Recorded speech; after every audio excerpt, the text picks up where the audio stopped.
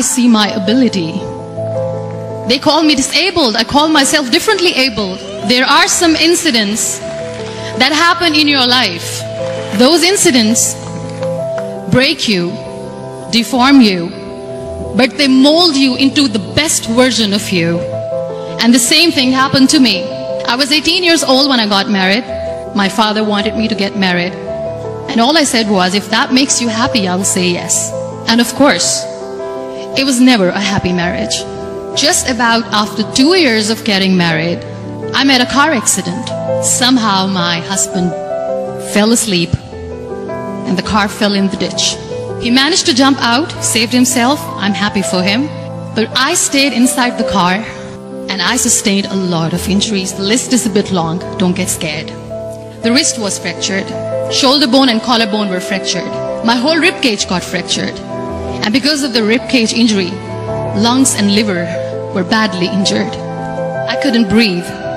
I lost urinary bowel control. That's why I have to wear the bag wherever I go.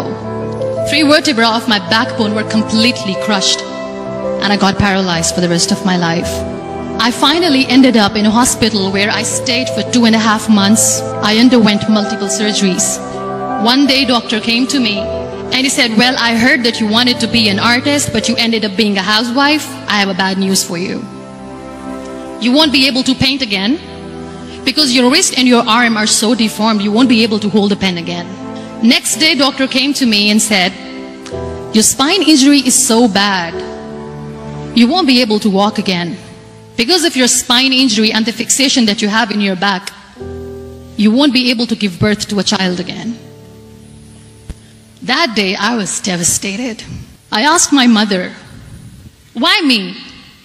And that is where I started to question my existence. Why am I even alive? And that is where I realized that the words have the power to heal the soul. My mother said to me, this too shall pass. God has a greater plan for you. I don't know what it is, but He surely has. And in all that distress and grief, somehow or the other, those words were so magical that they kept me going.